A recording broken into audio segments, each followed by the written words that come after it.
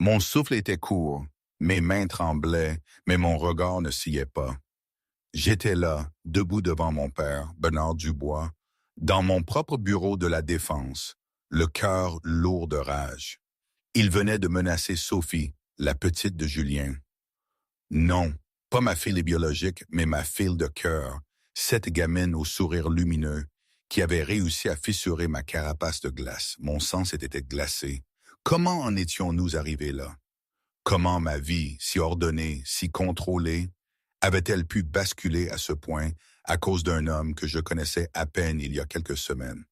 Quelques semaines. Où était-ce des mois déjà? Les détails se brouillaient parfois. Je me souviens juste du chaos. Ce jour-là, l'air du conseil d'administration sentait la peur et le café cher.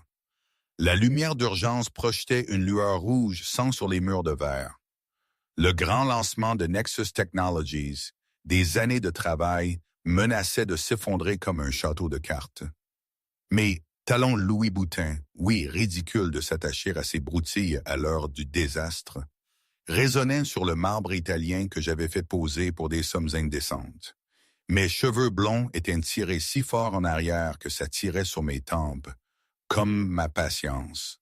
Je les voulais toujours impeccables, comme tout le reste. Contrôlée, froide, dangereuse. François, mon directeur technique, bafouillait des excuses, la sueur perlait sur son front. Il avait l'air d'un agneau mené à l'abattoir, entouré de ses 15 ingénieurs fraîchement sortis des meilleures écoles. MIT et Stanford, disait-il. Mais là, il ressemblait à des enfants perdus. Le serveur principal avait planté, tout était mort. Le portail investisseur, les flux en direct, tout. 8 heures minimum pour diagnostiquer, avait balbutié l'un d'eux. Peut-être 4 de plus pour réparer. Mon Dieu, ce souvenir me donne encore des frissons. La rage avait monté en moi comme une vague toxique. Le lancement était à 12h30. 500 personnes attendaient en bas. Des journalistes du monde entier, des investisseurs avec des milliards, des sénateurs, des délégations militaires. Et ils me parlaient de 12 heures. 12 heures, c'était la mort de 14 ans de ma vie, l'anéantissement de l'empire que j'avais bâti de mes propres mains, en partant de rien. J'avais saisi un ordinateur portable, le premier qui me tombait sous la main. François avait tenté de m'arrêter. « Marie, non! » Trop tard. Je l'avais projeté contre le mur de verre. Le bruit de l'explosion, la façon dont les circuits se sont dispersés, les éclats de verre, c'était presque beau dans ma fureur. Une fissure s'était dessinée sur la vitre, traversant la vue magnifique sur Paris. 12 milliards d'euros, avais-je répété, la voix plus calme, plus terrifiante que jamais. C'est ce qu'on perd aujourd'hui si quelqu'un ne règle pas ça dans les 40 prochaines minutes. Les ingénieurs fixaient l'ordinateur détruit comme s'il s'agissait d'un cadavre. Pathétique. J'avais répété ce mot, il m'avait paru si juste. Et puis, cette voix. Un homme, le personnel d'entretien, qui s'était avancé du coin de la pièce. Son uniforme bleu délavé me paraissait étranger, hors de propos. Il n'était qu'un meuble jusqu'à présent. « Je peux le réparer », avait-il dit, tranquillement. Ma surprise avait été totale. J'avais laissé tomber le deuxième ordinateur que je m'apprêtais à jeter. Je l'avais regardé, j'avais ri, un rire qui tranchait l'acier. « Vous, un agent d'entretien ?»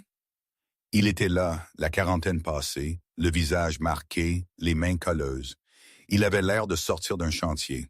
Pierre, l'ingénieur à la tête bien trop pleine, avait ricané. « C'est ridicule, Marie.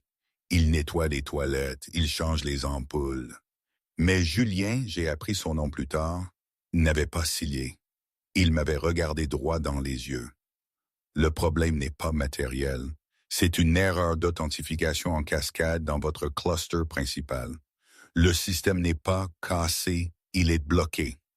Il avait décrit la faille avec une précision désarmante, une vulnérabilité connue dans cette architecture serveur.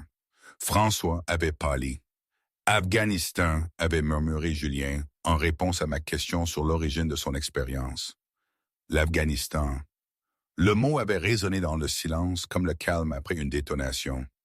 J'avais construit un empire de milliards sur ma capacité à lire les gens, leurs faiblesses, leurs mensonges. Cet homme ne me montrait rien. Pas d'arrogance, pas de désespoir, juste une calme certitude. C'était troublant. Il avait promis de régler ça en moins de 90 minutes. Et j'avais lancé mon défi. Réparez ce serveur avant 14 heures et je vous embrasserai ici, devant tout le monde. Un pari insensé, le genre de coup de bluff que j'utilisais pour contrôler les situations. Mon sourire était froid, prédateur, mais sa réponse m'avait frappé plus fort qu'une gifle. Je ne veux pas de votre baiser, mademoiselle Dubois. Ma fille a un concours de code ce soir. Elle a besoin de moi à 18 heures. Il fixait mes yeux d'un air inébranlable. Je vais réparer votre serveur parce qu'il est en panne et que je sais comment le réparer. C'est le seul marché dont j'ai besoin. Puis il avait fait demi-tour et était parti. Il était parti. Personne ne m'avait jamais tourné le dos. Personne. Pas les investisseurs, pas les rivaux, pas les 3 hommes que j'avais failli épouser. Un simple agent d'entretien dans un uniforme délavé venait de quitter Marie Dubois comme si je n'étais rien. Ma fureur était indescriptible, mais à côté de cette rage, j'avais ressenti quelque chose d'autre. Une émotion que je n'arrivais pas à identifier, quelque chose qui faisait trembler mes mains. François avait tremblé en cherchant des informations sur cet homme. Major Julien Lambert, armée de terre, Cyber Commandement français, 8 ans de service. Officier technique en chef du 54e bataillon de transmission. Il avait conçu des réseaux sécurisés pour des bases avancées en Afghanistan et en Irak. Ces systèmes n'avaient jamais été violés. Jamais. Décoré, cité à de multiples reprises. Un des meilleurs spécialistes de la cyberguerre de l'armée. Et il travaillait comme agent d'entretien pour un salaire de misère. C'était absurde. Les circonstances personnelles de sa démission, 4 ans plus tôt, avaient pris tout leur sens.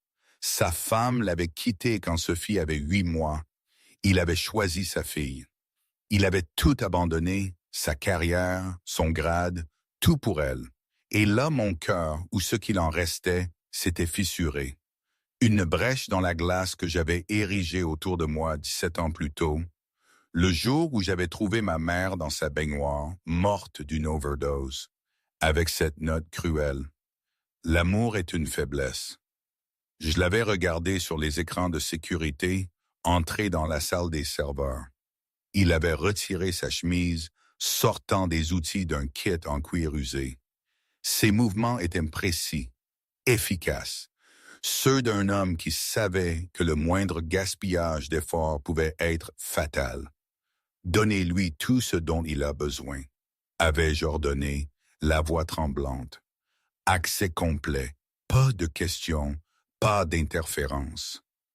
Je l'avais regardé travailler, un homme qui avait refusé mon baiser pour être au premier rang d'un concours de code pour sa fille. Quand était la dernière fois que quelqu'un avait regardé Marie Dubois et y avait vu juste une personne? Quand était la dernière fois que personne ne m'avait rien demandé? J'y pense encore à ce jour. J'ai revu cette scène des dizaines, des centaines de fois. C'était là dans cette salle de conférence glaciale, sous la lumière rouge des alarmes, que tout avait commencé à changer. C'est à ce moment précis que ma réalité avait commencé à se défaire. J'étais tellement habitué à être une entité, un symbole de puissance et de réussite. C'était Marie Dubois, la PDG, la reine du numérique, l'impératrice de la fortune. Mais lui, Julien, il avait percé à travers tout ça. Il m'avait regardé, pas en tant que, mais en tant que. Et ça, mes amis, c'était effrayant. Vraiment effrayant.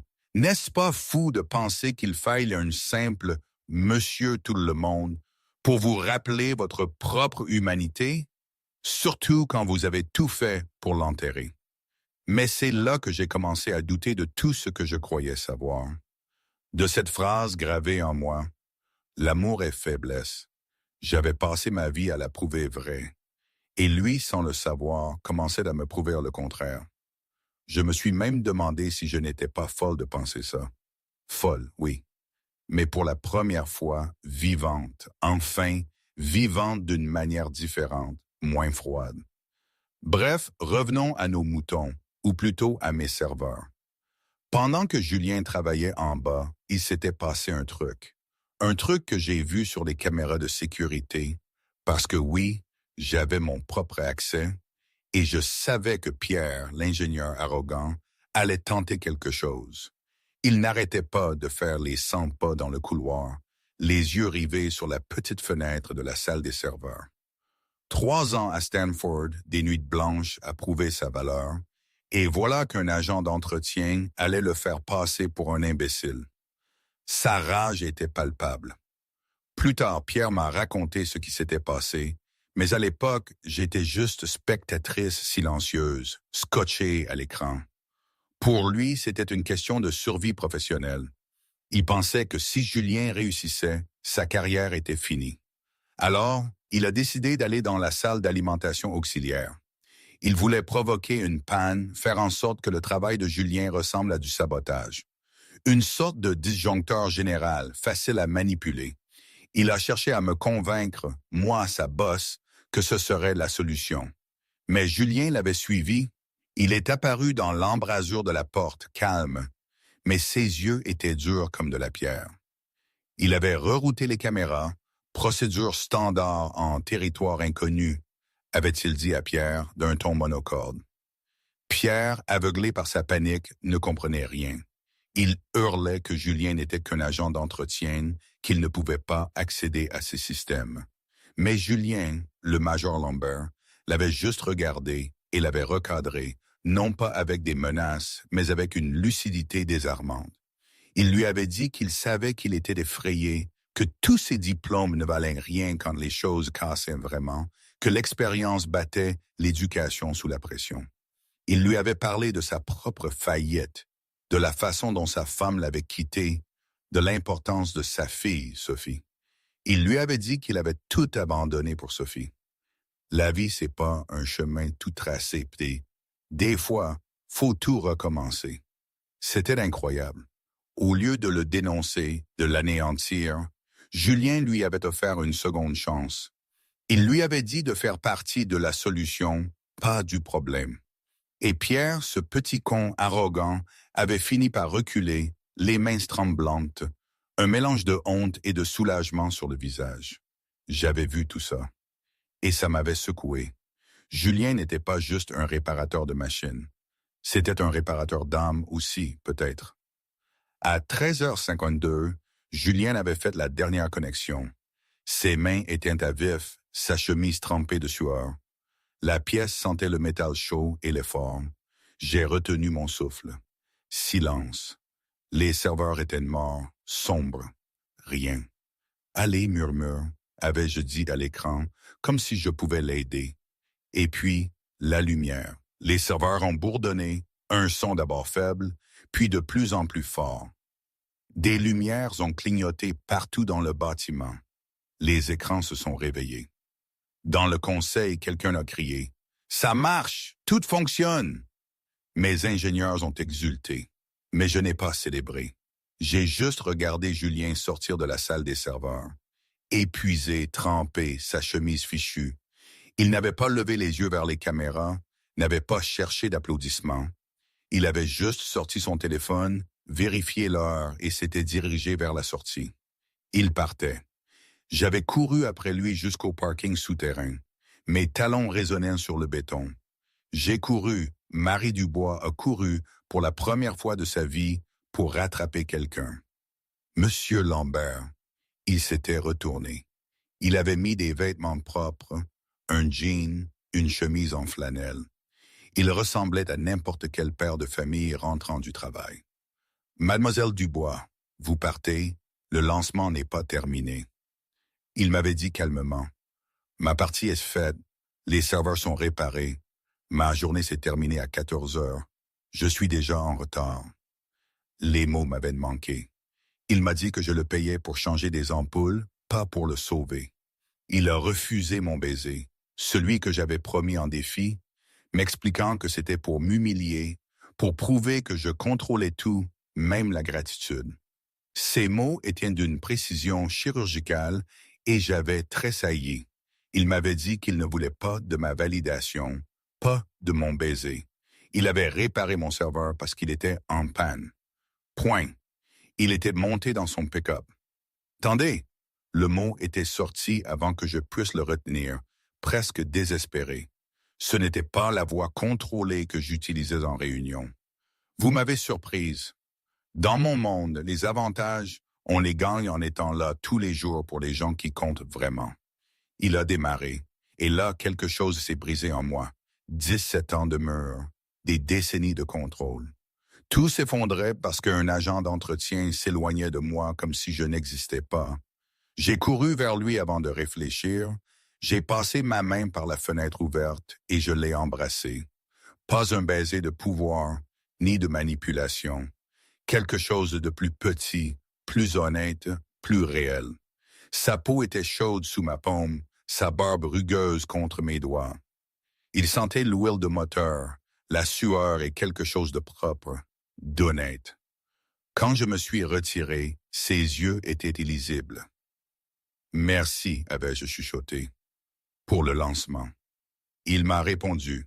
« Je ne l'ai pas fait pour vous, mademoiselle Dubois, je l'ai fait pour Sophie. Elle doit savoir que quand les choses partent, on les répare. On n'abandonne pas. On ne trouve pas d'excuses. On est là. » Il était parti, et moi je suis resté là, seul dans ce parking. Le lancement serait un triomphe, les investisseurs signeraient, mon empire grandirait.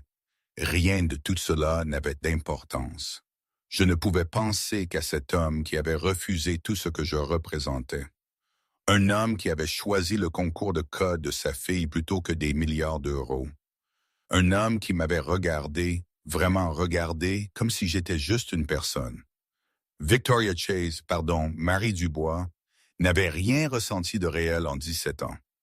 Debout, seul dans ce garage vide, j'avais ressenti quelque chose que je ne pouvais nommer, et ça me terrifiait. Les semaines qui ont suivi, il m'était impossible de ne pas penser à lui. J'avais essayé de me convaincre que ce n'était rien, une simple faiblesse due au stress du lancement. Mais chaque fois que je passais devant le bureau de la maintenance, je ralentissais. Chaque fois que j'entendais une radio grésiller dans le couloir, je tournais la tête. Chaque fois que je voyais un homme en uniforme bleu, mon cœur bondissait avant que mon cerveau ne comprenne. C'était ridicule. J'étais Marie Dubois, PDG, des milliards d'euros, reine du numérique. Et je n'arrêtais pas de penser à un agent d'entretien qui avait refusé mon baiser. « Vous êtes distraite », m'avait dit François pendant une réunion. « Vous avez lu la même page 3 fois. » Je n'étais pas bien. C'était de la vérité. Alors, j'ai commencé à trouver des excuses pour être dans des coins reculés du bâtiment.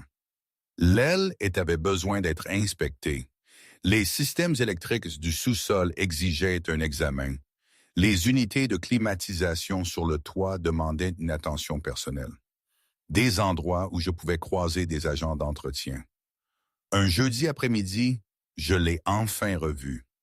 Julien était agenouillé devant un panneau d'ascenseur dans le hall. Entouré d'outils, il était entièrement absorbé par son travail. Un jeune agent d'entretien, son apprenti peut-être, se tenait à côté de lui, l'air nerveux. Je me suis caché derrière un pilier, me sentant comme une adolescente qui espionne son coup de cœur. « Parlez-lui, Marie », me suis-je murmuré. « Vous négociez avec des chefs d'État. Traversez juste la pièce et parlez-lui. » Je n'ai pas bougé. J'avais honte de ma propre lâcheté. « Monsieur Lambert », avait dit le jeune homme, « j'ai du mal avec le boîtier de jonction du 3e étage. Le câblage ne correspond pas au manuel. » Julien avait posé ses outils et lui avait accordé toute son attention. Il avait expliqué calmement la différence entre la configuration standard du manuel et la réalité d'un bâtiment rénové.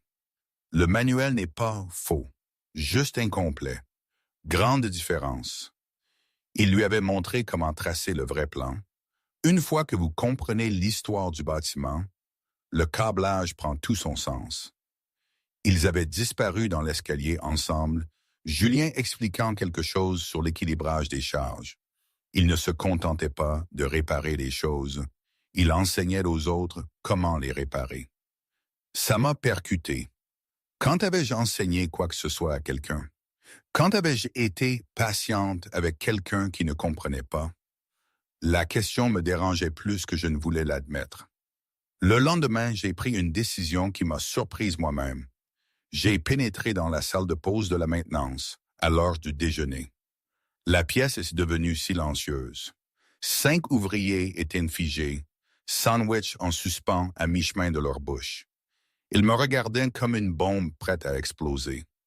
Julien était dans un coin, seul, lisant un manuel technique tout en mangeant son sandwich fait maison. Il a levé les yeux, son expression montrant de la surprise, mais aucune peur. Mademoiselle Dubois, Monsieur Lambert. Les autres se sont échangés des regards, puis se sont enfuis, l'un d'eux faisant grincer sa chaise contre le sol. Nous étions seuls. Ce siège est-il pris? Ses sourcils se sont légèrement levés. C'est un pays libre. Je me suis assise en face de lui. Mon tailleur de créateur semblait absurde sur la table métallique rayée. Mon sac à main coûtait plus cher que tout ce qui se trouvait dans la pièce. Puis-je vous aider? A-t-il demandé, sa voix neutre, professionnelle. Je voulais m'excuser. Les mots sont restés suspendus dans l'air. Julien a posé son sandwich. Vous excusez pourquoi? Pour le commentaire sur le baiser lors du lancement. C'était humiliant. Vous méritiez mieux. Il m'a regardé longtemps, puis a hoché la tête lentement. Excuse acceptée. Un silence s'est étiré entre nous. Je n'avais jamais été doué pour les bavardages. Mes conversations étaient toujours transactionnelles. Négociations, jeux de pouvoir, échanges stratégiques. Là, c'était différent. Je n'avais rien à gagner de Julien, rien à perdre, rien à négocier. J'étais juste en train de lui parler. Votre fille, ai-je fini par dire. Le concours de code, comment ça s'est passé? Quelque chose a changé sur son visage. Le masque professionnel s'est légèrement fissuré. Elle a terminé deuxième. C'est merveilleux. Elle était déçue. Elle voulait la première place. Julien a souri et ça a transformé tout son visage. Un sourire doux, fier. Je lui ai dit que la deuxième place signifie qu'elle a quelque chose à atteindre, une perspective intelligente. C'est Sophie.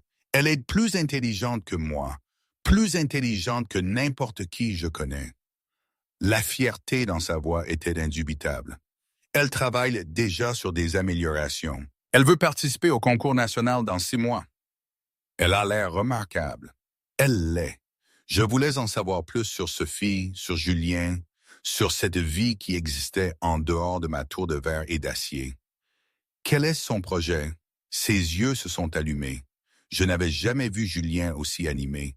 Il m'avait toujours semblé calme, contrôlé, réservé. Mais quand il parlait de sa fille, il s'animait. Elle l'appelle Amy Bod. C'est un programme de rencontre pour les enfants qui ont du mal à se faire des amis. Vous entrez vos intérêts et il vous connecte avec d'autres enfants de votre école qui aiment les mêmes choses. C'est génial, en fait. Elle y a pensé elle-même. Elle a dit qu'elle avait remarqué que certains enfants s'asseyaient toujours seuls au déjeuner et qu'elle voulait les aider. Quelque chose s'est tordu dans ma poitrine. Je me suis souvenu de moi, assise seule au déjeuner après la mort de ma mère. Après avoir construit des murs si hauts que personne ne pouvait les escalader. J'étais l'une de ces enfants, ai-je dit, celle qui s'asseyait seule. Julien m'a regardé, vraiment regardé, pas la PDG, pas la puissance ou l'argent ou la réputation. Moi. Que s'est-il passé? A-t-il demandé doucement. Ma mère est morte quand j'avais 17 ans. Les mots sont sortis avant que je puisse les retenir. Je l'ai trouvée dans la baignoire. Elle avait pris des pilules. Julien n'a pas skillé, n'a pas offert de condoléances vides, n'a pas détourné le regard par malaise. Il a juste écouté. Elle a laissé une note. Ai-je continué? 3 mots. L'amour est une faiblesse. Ça a dû être l'enfer. Ça l'a été. Ma voix s'est brisée. J'ai passé les 18 années suivantes à prouver qu'elle avait raison.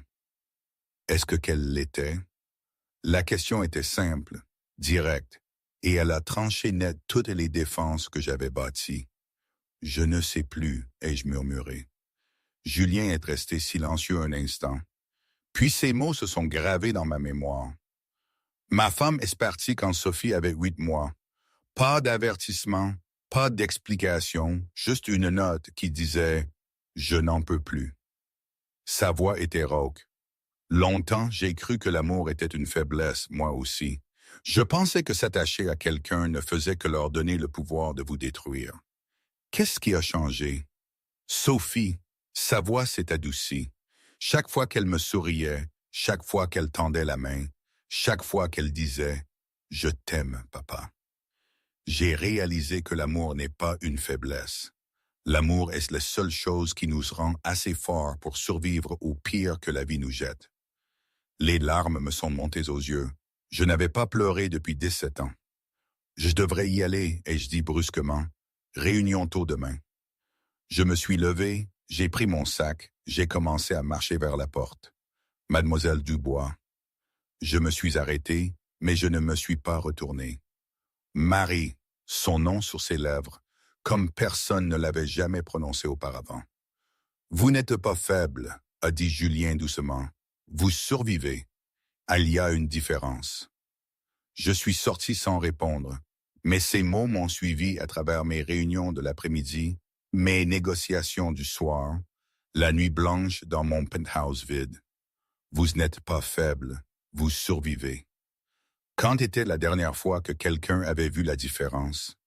Quelque chose se produisait dans moi. J'ai commencé à remarquer des choses que je n'avais jamais vues avant. L'équipe de nettoyage qui travaillait toute la nuit.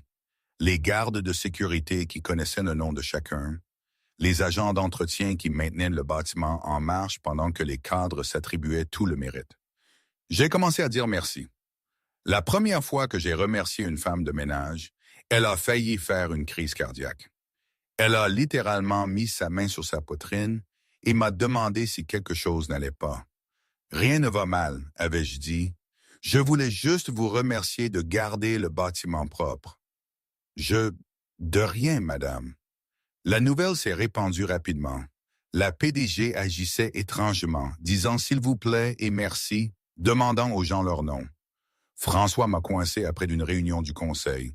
Qu'est-ce qui vous arrive? Rien. Ce n'est pas rien.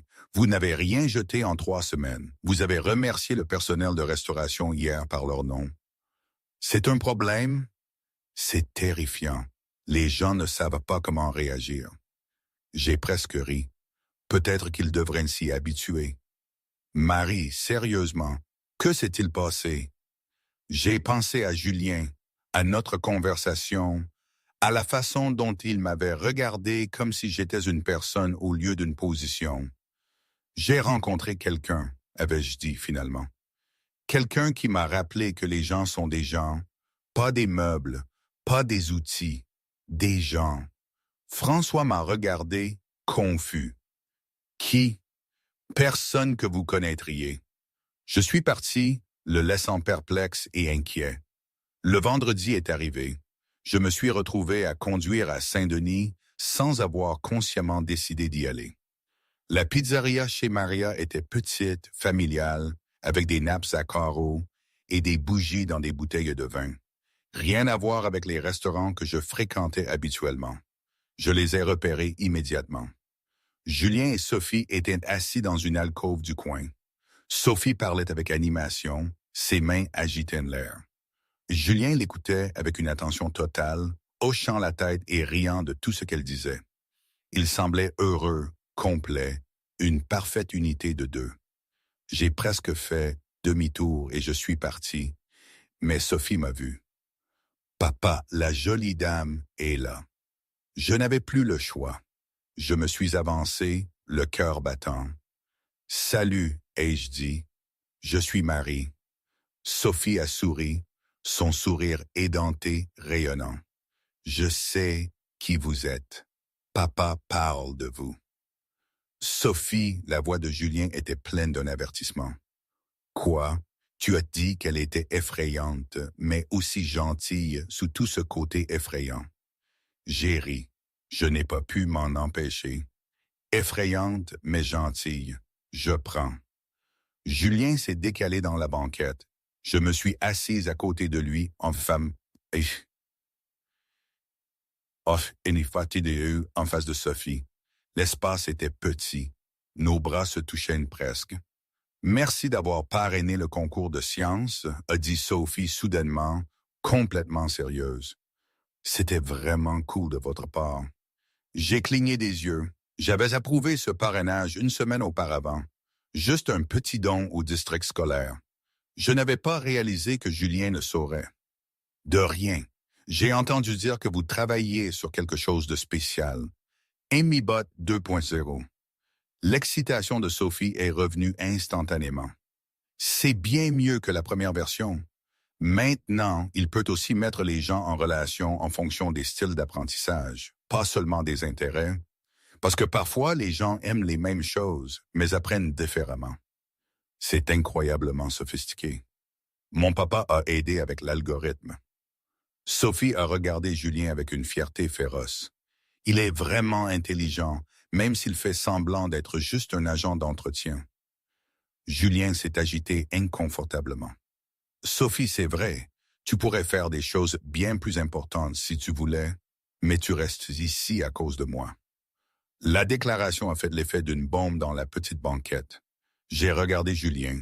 Il fixait la table. Ce n'est pas pour ça que je reste, a-t-il dit doucement. Si c'est vrai, je t'ai entendu le dire à oncle Michel. Tu as dit que tu pouvais avoir un poste au gouvernement, mais ça impliquerait de voyager, et tu ne me quitteras jamais. La voix de Sophie était ferme maintenant, féroce. Mon papa a tout abandonné pour moi. Il pourrait être quelqu'un d'important quelque part, mais il a choisi d'être mon papa à la place. Ça le rend meilleur que tous les grands pontes réunis. Le silence est tombé sur la table. J'ai regardé cette petite fille de 8 ans qui comprenait le sacrifice mieux que la plupart des adultes, qui défendait son père avec la férocité d'une lionne. Je sais, ai-je dit doucement, je sais exactement ce qu'il a abandonné, et je pense qu'il a fait le bon choix. Sophie m'a étudié avec ses sages yeux verts. Vous avez des enfants? Non. Pourquoi pas? Julien a interjeté. C'est personnel. C'est bon, ai-je dit. J'ai toujours été trop concentré sur le travail, trop effrayé d'être blessé. Effrayé de quoi? D'aimer quelqu'un et de le perdre. Sophie a hoché la tête sagement. Ma maman est partie quand j'étais bébé. Je ne me souviens même pas d'elle. Parfois j'ai peur que papa parte aussi. Elle a regardé Julien. Mais il ne le fait jamais. Il revient toujours. Papa dit que c'est ça que ça veut dire, l'amour. Être là même quand c'est difficile. Les larmes sont montées dans mes yeux. Ton papa a raison, ai-je réussi à dire. C'est exactement ce que l'amour veut dire. Les dîners pizza du vendredi sont devenus un rituel. Chaque semaine, je me retrouvais à Saint-Denis, assise dans une banquette usée chez Maria, mangeant des pizzas au pepperoni avec un agent d'entretien et sa fille de 8 ans. Chaque semaine, je sentais les murs que j'avais bâtis s'effriter un peu plus. Sophie parlait de l'école, d'AmyBot, des enfants qu'elle essayait d'aider. Julien parlait des bâtiments dans lesquels il avait travaillé, des systèmes qu'il avait réparés, des jeunes travailleurs qu'il formait. J'écoutais plus que je ne parlais, apprenant ce que signifiait faire partie de quelque chose qui n'était pas une transaction. 3 vendredis plus tard, Sophie a attrapé ma main alors que nous marchions vers le parking. Vous viendrez encore la semaine prochaine? J'ai regardé Julien. Il n'a rien dit, mais il n'a pas dit non. J'aimerais ça, ai-je dit, si ça convient à ton papa. Papa, s'il te plaît, Julien a soupiré, le genre de soupir qui signifiait abandon. On verra. Ça veut dire oui. Sophie a souri et a couru devant, vers le camion. Julien et moi sommes restés seuls sur le parking. C'est compliqué, a-t-il dit doucement. Vous le savez. Je sais, je n'ai rien. Vous avez tout. les gens vont parler. Qu'ils parlent. Votre père? Mon père peut aller en enfer. Julien a presque souri. Vous ne le pensez pas. Je le pense absolument. Nous étions proches, mais sans nous toucher. La tension entre nous était palpable. Je devrais y aller, ai-je dit. Oui, aucun de nous n'a bougé. Vendredi, ai-je demandé. Julien a hésité puis a hoché la tête. Vendredi. Ce que je ne savais pas, c'est que Bernard Dubois avait des yeux partout. Ce même soir, un détective privé avait téléchargé des photographies sur un serveur sécurisé. Marie Dubois mangeant une pizza à Saint-Denis. Marie Dubois riant avec un agent d'entretien. Marie Dubois tenant la main d'une enfant qui n'était pas la sienne. Mon père avait étudié les images dans son bureau à domicile. Son visage était illisible. « Renseignez-vous sur cet homme », avait-il dit à son téléphone. « Et je veux ça pour hier. » 2 semaines plus tard, Bernard Dubois est arrivé à Nexus Technologies sans prévenir. Je révisais des projections trimestrielles lorsque la voix de mon assistante a résonné dans l'interphone, tremblante. « Mademoiselle Dubois, votre père est là. » Mon sang s'est glacé. « Faites-le entrer. » La porte s'est ouverte. Mon père est entré comme s'il possédait le bâtiment, parce que techniquement, c'était le cas. 62% de Nexus Technologies étaient détenus par Chase Family Holdings. Pardon, les participations familiales Dubois. J'étais PDG, mais mon père était roi. Père. Marie, il s'est assis en face de mon bureau sans y être invité. Ses cheveux argentés étaient parfaitement coiffés. Son costume coûtait plus cher que la plupart des salaires annuels. Ses yeux étaient du même bleu glacial que les miens. À quoi dois-je le plaisir? J'étais en ville. J'ai pensé vérifier mon investissement. Votre investissement se porte exceptionnellement bien. Nous avons dépassé les bénéfices prévus de 18% le trimestre dernier. Je ne parle pas de l'entreprise. Mes mains se sont tendues sous mon bureau. Alors, de quoi parlez-vous? Mon père a sorti une enveloppe Kraft de sa veste et l'a glissée sur le bureau. Ouvrez-la. Je préférerais que vous me disiez de quoi il s'agit. Ouvrez-la. À l'intérieur se trouvaient des photographies, moi et Julien chez Maria, riant, parlant, assis près l'un de l'autre. Moi et Sophie marchant vers la voiture, nous tenant la main. Moi et Julien sur le parking, trop proches. Des détectives privés, ai-je dit sèchement, vous me faites suivre. Je vous protège. De quoi? De vous-même. Mon père s'est penché en avant. Cet agent d'entretien, Julien Lambert, je sais tout de lui maintenant. Père divorcé, célibataire, gagne 32 000 € par an, vit dans un appartement de 2 pièces à Saint-Denis, conduit un pick-up qui aurait dû être mis à la ferraille il y a 10 ans. Rien de tout cela n'est pertinent. Tout est pertinent. La voix de mon père s'est durcie. Vous êtes Marie Dubois. Vous êtes la PDG d'une entreprise de 12 milliards. Vous ne mangez pas de pizza à Saint-Denis avec des agents d'entretien. Ce n'est pas un agent d'entretien, c'est... Il est en dessous de vous. Mon père s'est levé, a posé ses 2 mains sur mon bureau, dominant. J'ai déjà vu ça, Marie. Votre mère avait ce même regard dans les yeux avant qu'elle ne comprenne ce qu'était vraiment le monde. J'ai ressenti ces mots comme un couteau. N'osez pas mêler maman à ça. Pourquoi pas? Elle est pertinente. Elle pensait qu'elle pouvait trouver le bonheur avec quelqu'un qui n'était pas en son égal. Elle pensait que l'amour conquissait tout. La voix de mon père était de glace. Nous savons tous les deux comment ça s'est terminé. Elle est morte parce que vous étiez froid, cruel et infidèle. Elle est morte parce que vous l'avez fait se sentir inutile. Elle est morte parce qu'elle était faible, parce qu'elle a laissé l'émotion l'emporter sur la raison. Mon père s'est redressé. Je ne vous laisserai pas faire la même erreur. Ce n'est pas votre choix. Tout est mon choix. Mon père a marché vers la porte. Arrêtez ça, Marie. Quoi que ce soit avec cet agent d'entretien, arrêtez ça maintenant ou je le ferai. Vous ne pouvez pas me menacer. Mon père s'est retourné. Son sourire était terrifiant. Je ne vous menace pas, ma chérie. Je le menace, lui. Mon souffle s'est coupé. Julien Lambert a une fille, a poursuivi mon père. 8 ans, scolarisé à l'école élémentaire de Jean Jaurès, participe au programme de code après l'école, prend le bus pour rentrer seul le mercredi parce que son père travaille tard. Mon sang s'est gelé. Si vous la touchez, je ne toucherai jamais un enfant. Je ne suis pas un monstre. Mon père a ouvert la porte. Mais je peux rendre la vie de Julien Lambert très difficile. Les emplois peuvent disparaître. Les appartements peuvent devenir indisponibles. Les écoles peuvent s'inquiéter de la capacité d'un père célibataire à fournir un logement stable. C'est du chantage.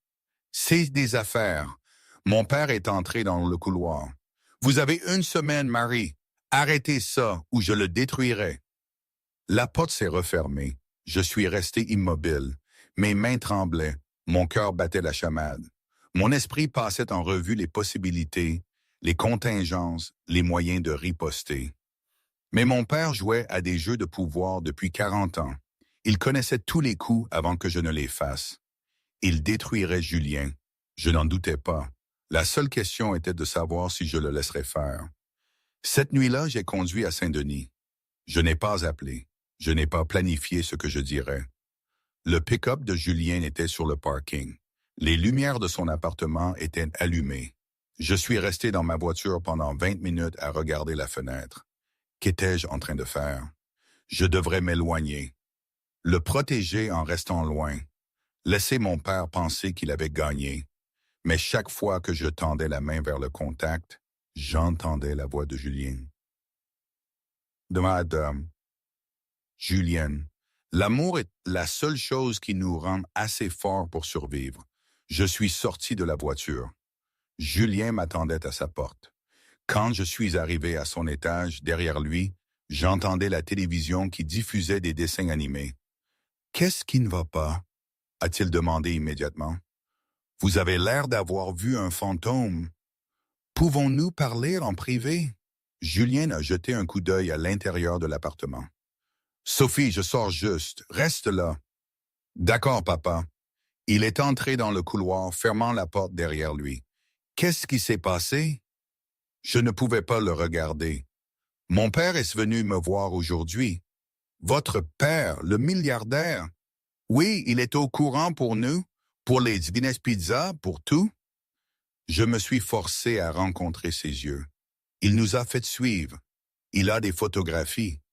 Le visage de Julien est resté immobile. Des photographies de nous, de moi avec Sophie. Oui, que veut-il? Il veut que j'arrête tout, quoi que ce soit entre nous. Ma voix s'est brisée. Il m'a donné 1 semaine. Ou quoi? C'était de la partie que je craignais. Ou il vous détruira. Il s'assurera que vous ne puissiez pas trouver de travail dans toute la ville. Il fera condamner votre appartement. Je ne pouvais pas finir. Il quoi, Marie? Il a mentionné l'école de Sophie, son emploi du temps. Il sait qu'elle prend le bus seule le mercredi.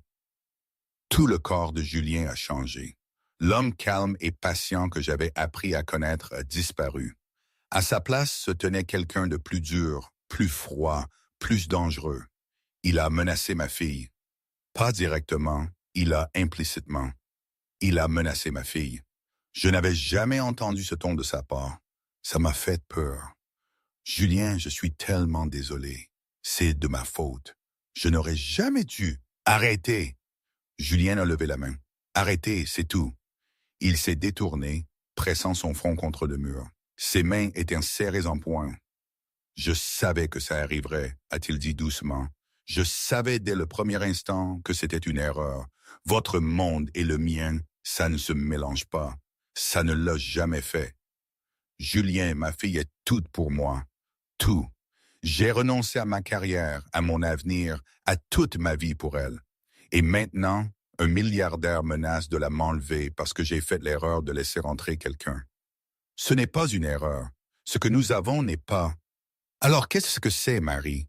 Julien s'est retourné pour me faire part Evans. Ses yeux étaient humides. Qu'est-ce qu'on fait? Vous volez 3 milliards. Je répare des choses cassées pour un salaire de misère. Votre père possède la moitié de cette ville. J'ai à peine de quoi payer mon loyer. Rien de tout cela ne compte pour moi. Ça compte pour tout le monde. Ça compte pour le monde dans lequel nous vivons. La voix de Julien s'est brisée. Je ne peux pas protéger Sophie de votre père. Je ne peux pas le combattre. Je n'ai pas les ressources, les relations, le pouvoir. Il pourrait tout me prendre d'un coup de fil. Alors laissez-moi le combattre. Comment? Il contrôle votre entreprise. Il contrôle votre argent. Il contrôle tout. Il ne me contrôle pas. Julien a ri amèrement. Ah bon? Vous êtes là, n'est-ce pas? Pour de dire que c'est fini. Pour faire exactement ce qu'il vous a dit de faire. Je ne vous dis pas ce que c'est fini. Alors pourquoi êtes-vous ici? Julien s'est rapproché. Si vous n'êtes pas assis pour y mettre fin, pourquoi êtes-vous venu? Je n'avais pas de réponse. Pourquoi étais-je venu? Pour le prévenir, pour lui dire au revoir, pour lui demander de s'enfuir avec moi dans un monde fantastique où les pères ne menaçaient pas les enfants et où l'argent ne déterminait pas la valeur. Je ne sais pas, ai-je murmuré. Je ne sais pas pourquoi je suis ici. Je ne pouvais pas rester loin. Julien a tendu la main et a touché mon visage. Ses doigts cailleux étaient doux contre ma joue. C'est ça le problème, n'est-ce pas? A-t-il dit doucement. Aucun de nous ne peut rester loin, même quand nous savons que nous devrions. Qu'est-ce qu'on fait? Je ne sais pas.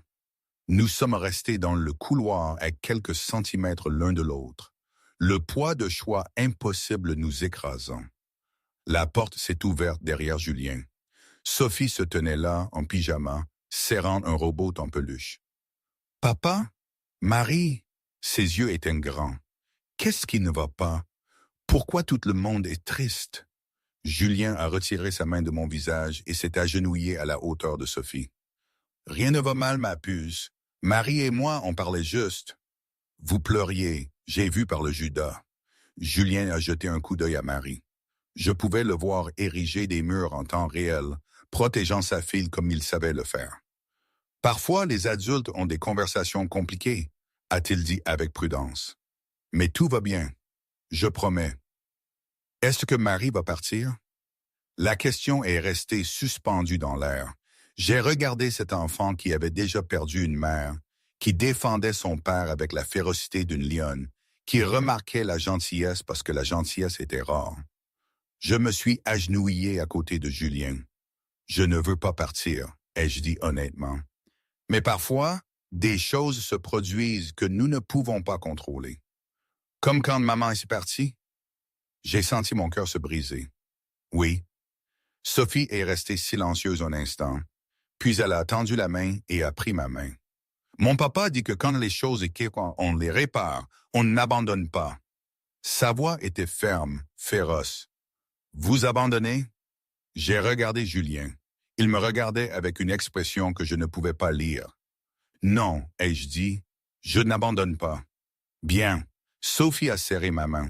Parce que je vous aime bien. Et papa vous aime bien aussi, même s'il fait semblant de non. Sophie! C'est vrai, tu souris plus quand elle est là. Tu n'as pas souri comme ça depuis jamais. Julien a fermé les yeux. Sa gorge a travaillé. Retourne à l'intérieur, ma puce. J'arrive dans 1 minute. Sophie a regardé entre nous. Puis elle m'a serré fort dans ses bras, ses petits bras serrés autour de mon cou. « S'il vous plaît, ne partez pas, » a-t-elle chuchoté. « Je ne veux pas qu'une autre personne parte. » Puis elle est rentrée, refermant la porte derrière elle. Julien et moi étions seuls à nouveau. « Elle a raison, » a dit Julien après un long silence. « Je souris plus quand vous êtes là. Je ne me suis jamais senti comme ça, et je ne sais pas si je me suis déjà senti comme ça. Julien, mais je ne peux pas la mettre en danger. Je ne peux pas laisser votre père lui faire du mal juste parce que j'ai été assez stupide pour tomber amoureuse de quelqu'un que je ne pourrais jamais avoir. Qui a dit que vous ne pouviez pas m'avoir? La réalité dit, la logique dit, chaque circonstance de nos vies dit. Alors, changeons les circonstances. Julien m'a regardé. Comment? Je n'avais pas de réponse. Pas encore. Mais quelque chose se formait dans mon esprit. Un plan, une possibilité. Donnez-moi du temps, ai-je dit. Ne partez pas encore. Laissez-moi trouver une solution. Trouver quoi? Comment battre un milliardaire qui contrôle tout? Je suis sa fille. J'ai appris des meilleurs. Ma voix s'est durcie. Il pense que je suis faible. Il pense que je plierai comme ma mère le fait. Mais je ne suis pas faible, Julien. J'ai survécu à tout ce qu'il m'a jeté pendant 35 ans. Je peux survivre à ça aussi. Julien m'a regardé longtemps. Vous croyez vraiment que vous pouvez gagner? Je crois que je dois essayer parce que l'alternative est de vous perdre, et je ne suis pas prête à l'accepter. Je suis arrivé au bureau à 5 heures du matin. J'ai sorti tous les dossiers financiers auxquels je pouvais accéder, tous les contrats, tous les accords, chaque information sur les participations familiales Dubois et sa relation avec Nexus Technologies. J'étais PDG depuis 5 ans, mais je n'avais jamais regardé de trop près la structure de l'entreprise. Je n'avais jamais remis en question l'influence de mon père. Je n'avais jamais essayé de trouver des fissures dans son armure. Ça s'arrêtait maintenant. À midi, j'ai trouvé quelque chose d'intéressant. La participation de 62% que détenait mon père n'était pas la sienne personnellement. Elle était détenue par les participations familiales du bois et un trust créé par mon grand-père. Et selon les documents du trust, le contrôle de cette participation était transféré à l'héritier aîné de la famille Dubois à l'âge de 35 ans. J'avais eu 35 ans il y a 8 mois. Mes mains tremblaient en lisant les petits caractères. Mon père ne m'avait jamais rien dit, n'avait jamais mentionné que le trust avait été transféré. Il avait continué à agir comme s'il possédait tout et je n'avais jamais remis en question. Mais légalement, techniquement, sur le papier, je contrôlais la participation majoritaire. Je contrôlais ma propre entreprise. Je me suis assise sur ma chaise. Cela changeait tout. Mais ce n'était pas suffisant. Même avec le contrôle de l'entreprise, mon père avait d'autres armes, d'autres connexions. Il pouvait toujours faire du mal à Julien par 1000 canaux différents. J'avais besoin de plus. J'ai passé les 3 jours suivants à creuser, j'ai embauché mes propres enquêteurs, j'ai demandé des faveurs à des journalistes qui me devaient, j'ai contacté des concurrents qui s'étaient frottés à mon père au fil des ans. Tout le monde avait des histoires. Des OPA hostiles qui avaient détruit des familles, des rivaux commerciaux qui avaient mystérieusement tout perdu, des régulateurs qui avaient été corrompus, des procès qui avaient été étouffés. Mon père n'était pas seulement impitoyable, il était criminel. Le 4e jour, j'ai trouvé ce dont j'avais besoin, une dénonciatrice nommée Christine Duval.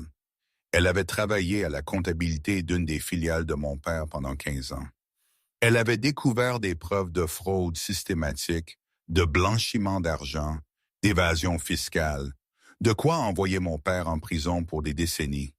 Mais Christine avait été réduite au silence, payée avec un accord qui incluait une clause de non-divulgation et une menace implicite contre sa famille. Je l'ai retrouvée dans une petite ville d'Alsace. « Madame Duval, je m'appelle Marie Dubois. » Silence à l'autre bout. « Je sais qui vous êtes. Vous êtes sa fille. » « Je le suis, mais je suis aussi la personne qu'il menace maintenant. Et je pense que vous êtes peut-être la seule à pouvoir m'aider à l'arrêter. » Un autre long silence. Moïdan. « Pourquoi devrais-je vous faire confiance? Parce qu'il a détruit quelque chose que vous aimiez. Et il essaie de détruire quelque chose que j'aime. Nous avons un ennemi commun. Il s'en prendra à ma famille. Pas si nous le faisons tomber en premier. Pas si nous nous assurons qu'il ne puisse plus jamais faire de mal à personne. » La respiration de Christine était saccadée et incertaine. « J'ai gardé des copies, a-t-elle finalement dit, de tout ce qu'il ne sait pas. J'ai attendu des années que quelqu'un soit assez courageux pour les utiliser. Envoyez-les-moi. Si je fais ça, il n'y aura pas de retour en arrière. Je sais. » Ma voix était stable. Je compte là-dessus. La clé USB est arrivée 2 jours plus tard. Je me suis assise dans mon appartement, fixant des preuves qui valaient plus que tous les milliards de mon père. Fraude, blanchiment d'argent, corruption, entrave à la justice, de quoi le détruire complètement. Je n'avais plus qu'un choix à faire. Si je l'utilisais, mon père irait en prison. Le nom de la famille Dubois serait ruiné. Tout ce que mon grand-père avait bâti s'effondrerait et je serais enfin libre. Mon téléphone a sonné. Le numéro de Julien. Marie, il est tard, ça va? J'ai trouvé un moyen. Quoi? De le battre? J'ai trouvé un moyen. Silence. Quel genre de moyen? L'option nucléaire, le genre où personne ne s'en sort indemne. Marie, il a menacé Sophie, Julien. Il a menacé une enfant pour me contrôler. Quoi qu'il lui arrive, il l'a cherché. Vous êtes sûr de ça? J'ai regardé la clé USB. J'ai pensé à ma mère. J'ai pensé à 17 ans à vivre dans l'ombre de mon père. J'ai pensé à Julien et Sophie, et aux pizzas du vendredi soir, et à tout ce que je n'avais jamais su vouloir. Je suis sûr, ai-je dit. Je suis enfin complètement sûr. Alors, faites ce que vous avez à faire. Je serai là quand ce sera fini. Promis? Promis. Je tiens toujours mes promesses, n'est-ce pas bon? J'ai souri. Pour la première fois depuis des jours, j'ai ressenti quelque chose qui ressemblait à de l'espoir. On se voit vendredi, ai-je dit, au premier rang. Au premier rang. J'ai fixé la réunion pour le vendredi matin, la salle de conseil principale de Nexus Technologies, la même pièce où j'avais jeté un ordinateur portable contre le mur, la même pièce où Julien Lambert s'était détourné de mon baiser. Les fins devraient se produire là où les débuts ont eu lieu. Mon père est arrivé à 9 heures pile. Il est entré en s'attendant à ma reddition. « Je suis contente que vous ayez retrouvé la raison », a-t-il dit, s'installant dans une chaise. « Ces engouements passent, Marie. Vous me remercierez un jour. » « Vraiment? Votre mère l'aurait certainement fait si elle m'avait écouté. » Mon père a redressé ses manchettes. « Maintenant, je suppose que vous avez mis fin à cette histoire avec l'agent d'entretien. » En fait, je l'ai invitée à dîner ce soir. Sophie aussi. On fête ça. Le visage de mon père s'est durci. « Fêtez quoi? » J'ai glissé un dossier sur la table. « Ouvrez-le. »« Qu'est-ce que c'est? » »« Ouvrez-le et découvrez. » Mon père a pris le dossier avec un dédain désinvolte. Il l'a ouvert. Son visage est devenu blanc. « Où avez-vous eu ça? »« Ça a de l'importance.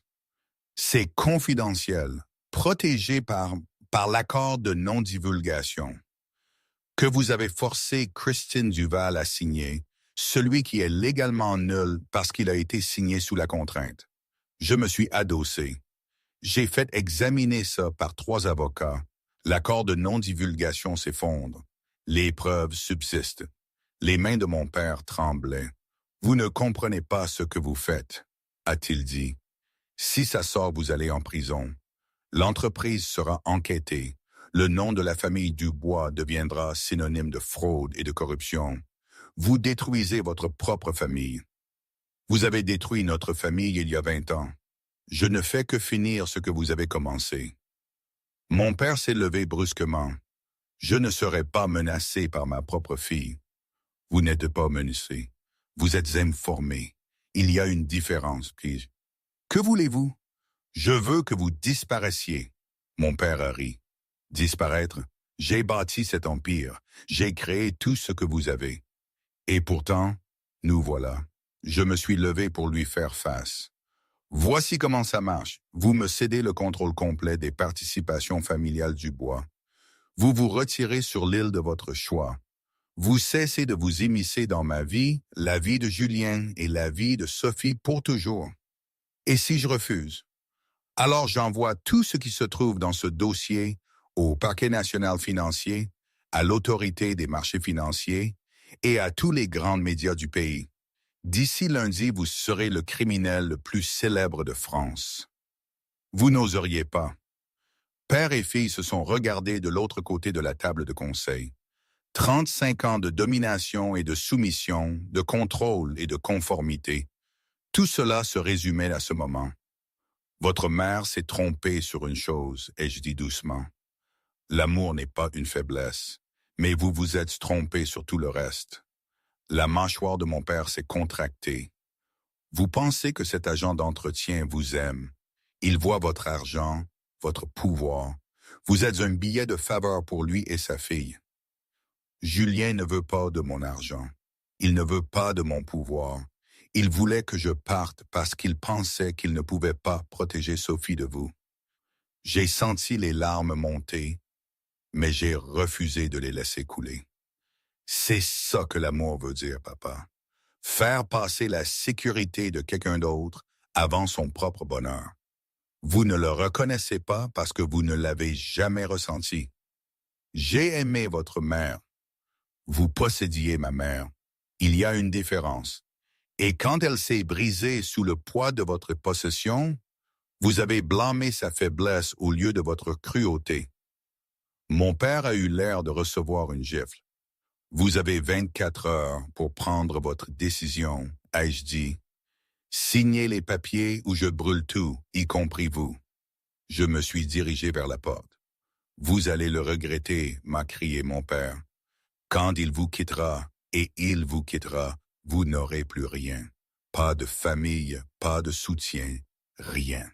Je me suis arrêté à l'embrasure de la porte et me suis retourné pour regarder mon père une dernière fois. J'aurai tout ce qui compte. J'aurai des gens qui m'aiment pour ce que je suis, pas pour ce que je contrôle. J'aurai des pizzas le vendredi soir et des concours de code, et une petite fille qui m'appelle par mon prénom. J'ai marqué une pause. C'est plus que vous n'en avez jamais eu. Je l'ai laissé seul dans la salle de conseil. La signature a eu lieu le samedi après-midi. Mon père était assis en face de 3 avocats et d'un notaire, son visage masqué par une fureur contrôlée. J'ai observé mon père signer document après document. Transfert de contrôle. Démission de tous les postes au conseil. Accord pour maintenir une distance minimale de 500 mètres de Marie, Julien et Sophie. Quand ce fut terminé, mon père s'est levé sans un mot. Père, il s'est arrêté, mais ne s'est pas retourné. Je ne fais pas ça parce que je vous déteste, ai-je dit doucement. Je fais ça parce que je m'aime enfin assez pour ne plus vous laisser me faire du mal. Mon père est resté silencieux un long moment. Votre mère a dit quelque chose de similaire, a-t-il finalement répondu. La nuit avant sa mort. J'ai ressenti les mots comme un coup physique. La différence, ai-je réussi à dire, c'est que je choisis de vivre. Mon père est sorti sans répondre. Ce soir-là, j'ai conduit à Saint-Denis. Julien et Sophie attendaient à la porte de l'appartement quand je suis arrivé. Sophie s'est jetée sur moi avant même que je puisse dire bonjour. Vous êtes revenu, vous avez gagné. Papa a dit que vous vous battiez contre un monstre. Vous l'avez battu. Je l'ai attrapé, la serrant fort. Je l'ai battu, ma puce. Le monstre est parti pour toujours. Pour toujours. Pour toujours. Julien se tenait dans l'embrasure de la porte, les regardant avec une expression qui me serrait le cœur. « C'est vraiment fini ?» a-t-il demandé doucement. « C'est vraiment fini. Il a tout signé. Il est parti. » Julien a traversé la distance qui nous séparait et m'a prise dans ses bras. J'ai enfoui mon visage dans son épaule, respirant l'odeur d'huile de moteur et de savon, et de quelque chose qui ressemblait à la maison. « Merci » a-t-il murmuré dans mes cheveux. « Pourquoi? Pour vous être battu, pour ne pas avoir abandonné, pour nous avoir choisis. » Je me suis retiré pour le regarder. Il n'y a jamais eu d'autre choix. Pas vraiment. Sophie a tiré sur ma manche. « Venez voir, je vous ai fait une carte. » Elle m'a entraîné dans l'appartement. La carte était sur la table de la cuisine. Papier de construction, paillettes et feutres. Sur le devant, 3 bonhommes bâtons se tenaient la main. Un grand homme, une femme aux cheveux jaunes, une petite fille entre eux. Au-dessus d'eux, de la petite écriture soignée de Sophie, « Notre famille ». Ma gorge s'est nouée. « Vous aimez ?» a demandé Sophie anxieusement. « Je sais que vous n'êtes pas techniquement ma maman ou quoi, mais vous vous sentez un peu comme de la famille maintenant. C'est bizarre. Je me suis agenouillé à la hauteur de Sophie. Ce n'est pas bizarre du tout, et je dis doucement, c'est la plus belle chose que l'on m'ait jamais donnée. Vraiment, vraiment. Ça veut dire que vous restez pour de vrai. J'ai levé les yeux vers Julien.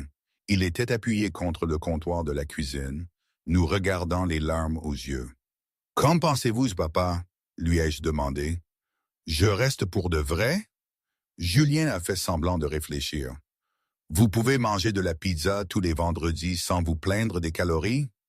Je peux essayer.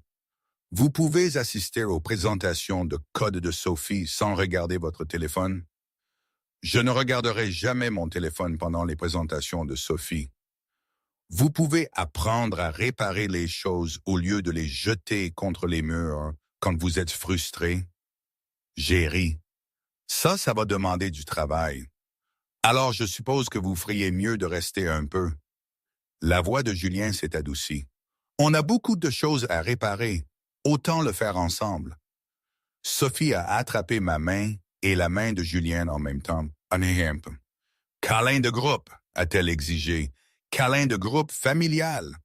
Ils se sont serrés dans la petite cuisine de l'appartement de Saint-Denis.